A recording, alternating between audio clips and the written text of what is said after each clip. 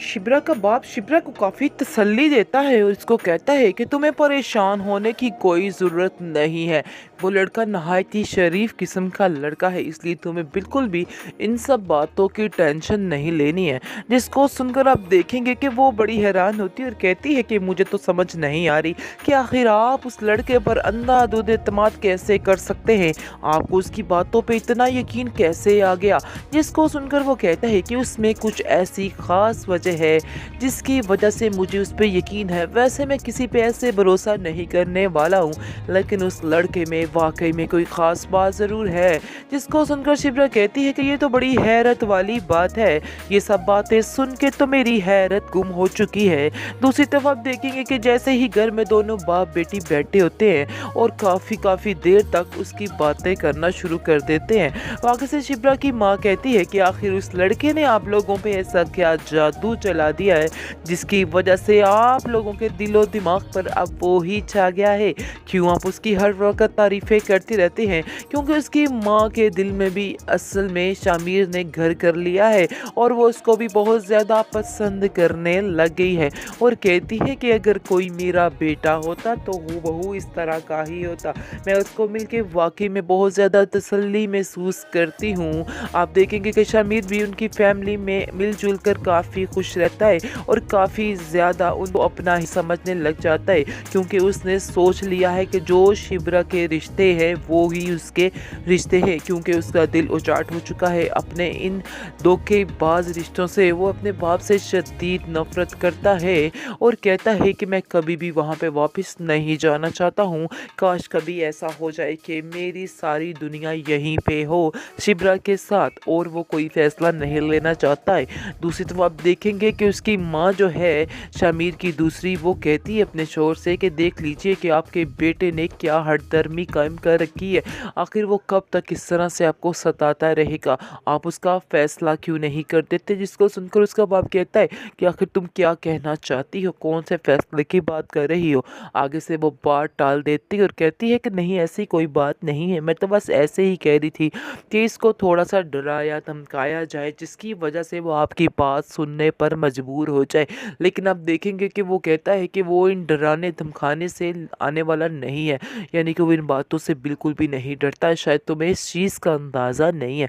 जिसको सुनकर वो कहती है कि नहीं, मुझे इस बात का बखूबी अंदाज़ा है, इसलिए आपको बताने की कोई ज़रूरत नहीं है। आपको कुछ पता है कि आपका बेटा आजकल किधर है और क्या कर रहा है? कभी कभी शक्ल दिखा देता है, शायद आपको उसकी बिल्कुल भी परवाह नहीं है। आपको उस पे नज़र रखनी चाहिए, आखिर वो क्या कर रहा है और क्या करना चाहता है।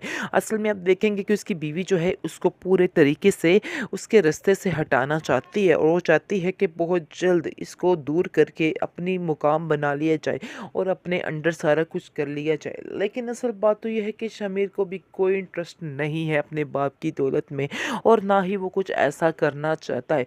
उसके दिल में बिल्कुल लालच नहीं है। वो एक आम लोगों की तरह जीना चाहता है, आम लोगों की तरह रहना चाहता है।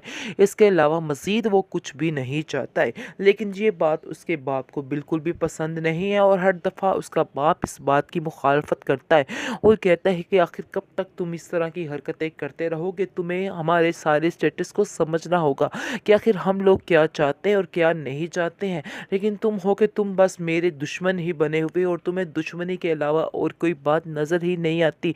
जिसको सुनकर वो कहता है कि दुश्मनी की बात नहीं है, हकीकत ये है कि बस मैं आप लोगों से जान छुड़ाने की कोशिश में लगा हुआ हूँ, क्योंकि मैं आप लोगों के साथ नहीं रहना ड्रामा चाहता। सीरियल इश्क मुर्शद की आने वाले एपिसोड में आप देखेंगे कि किस तरह से शिप्रा जो है वो इस चीज़ को नोटिस कर रही है कि ये लड़का कुछ ज़्यादा ही उस पर ध्यान दे रहा है। लेकिन आप देखेंगे कि उसकी माँ भी काफ़ी हैरान है और वो हर एक के दिल में घर करता जा रहा है, क्योंकि उसके घर वाले भी काफ़ी ज़्यादा अब उसको तरजीह देने लग जाते हैं और शिप्रा को कहते हैं कि वाकई ये लड़का बहुत कमाल का है। और उसकी बहन तो उसको छेड़ने भी लग जाती है कि ये ऐसा ही लड़का तुम्हें चाहिए था जो तुम्हें मिल गया है। इसको सुनकर वो कहती है कि नहीं, ऐसा नहीं हो सकता, आप लोग जो कुछ समझ रहे हैं बिल्कुल गलत है। हाँ, ये लड़का, इसमें कोई बुराई भी मुझे नज़र नहीं आती है, क्योंकि वो बहुत ज़्यादा खुश होती है उसकी इस मासूमियत की वजह से और काफ़ी ज़्यादा दिल मोह लेता है उसका। लेकिन उसकी माँ भी उसके काफ़ी गुनगाने लग जाती है और कहती है कि मुझे उसकी बातें ऐसे लगता है कि जैसे वो मेरा अपना ही बेटा है। लेकिन वो ये नहीं जानता है कि वो इस तरह का भेस बदल कर शिप्रा को बहुत ज़्यादा धोखा दे रहा है और इस चीज़ की माफ़ी शायद शिप्रा उसको कभी भी नहीं दे पाएगी, क्योंकि झूठ से उसको शदीद नफ़रत दिखाई गई है। इसलिए जी आप देखेंगे कि बहुत ज़्यादा बेल यानी कि बहुत ज़्यादा करता है कि कभी कुछ करता है कभी कुछ करता है, और ख़ास तौर पर शिप्रा के बाप के दिल में जगह बनाने की कोशिश करता है और उसको कहता है कि आप नहीं समझते हैं कि मैं आपका कितना बड़ा फ़ैन हूँ। मुझे ऐसे ईमानदार लोग बेहद पसंद हैं और मुझे आप जैसे ईमानदार लोगों के साथ ही काम करना था, और देखिए अल्लाह ने कैसे मुझे आपके साथ मिला दिया है। जिसको सुनकर आप देखेंगे कि शिप्रा का बाप काफ़ी खुश होता है और उससे काफ़ी इम्प्रेस भी होने लग जाता है और कहता है कि मुझे भी तुम जैसे लड़के की ही तलाश थी। ये सुनकर तो लड्डू फूटने लग जाते हैं शामिर के, क्योंकि वो जानता है कि वो इस तरह के लड़के को ही पसंद करता है और बिल्कुल वैसा ही हुलिया, वैसा ही बेस, सब कुछ वैसा ही लेकर आया है। लेकिन ये चीज़ें काफ़ी दफ़ा उसके लिए काफ़ी डिफ़िकल्ट बन जाती हैं और वो काफ़ी परेशान भी हो जाता है और सोचता है कि कितना मुश्किल है इस इश्क में ये सारी मंजिलें तय करना और किस तरह से वो शिप्रा के दिल तक पहुंचेगा। लेकिन वो बेहद कोशिश करता है, लेकिन शिप्रा उसको इस किस्म का घास नहीं डाल रही है और वो समझ रहा है कि शिप्रा के लिए मज़ीद अच्छा बनना चाहिए, क्योंकि अभी ये कुछ भी नहीं है। मज़ीद इसके अलावा अच्छा बनूंगा तो ही वो उसकी कदर करेगी। लेकिन आप देखेंगे जी शिप्रा के घर वाले अब काफ़ी ज़्यादा उसके गुण गाने लग जाते हैं, लेकिन शिप्रा की माँ कहती है कि तुम क्यों हमारे घर की तरफ टहलते रहते हो। जिसको सुनकर वो कहता है कि नहीं जी मैं इधर उधर ही रहता हूँ, इसलिए आपको परेशान होने की कोई ज़रूरत नहीं है, बल्कि आपको अगर किसी चीज़ की ज़रूरत पड़ती है तो आप हमसे बिला झिझक कह सकती हैं, मैं आपके सारे काम करने के लिए रेडी खड़ा हूँ।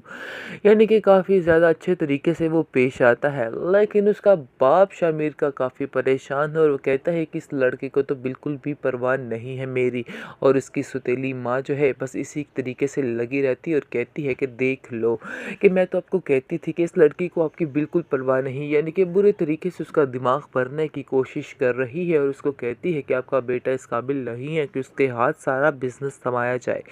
लेकिन वो औरत भी किसी बड़ी ही डील पर आई हुई है और कोई बड़ा ही कारनामा सरंजाम देना चाह रही है, जिस चीज़ की उसके बाप को समझ नहीं आ रही है, और वो उस पर अंधाधुंध एतबार करता जा रहा है और हर चीज़ उसके अंडर ही करता जा रहा है।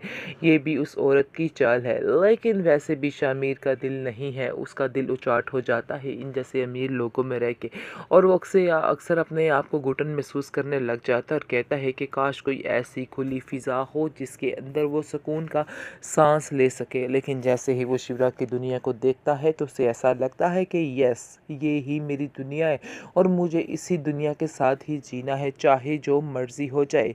इसलिए आप देखेंगे कि वो दिन रात कोशिशों में लगा हुआ है कि वो इस जंग को जीत कर ही रहेगा।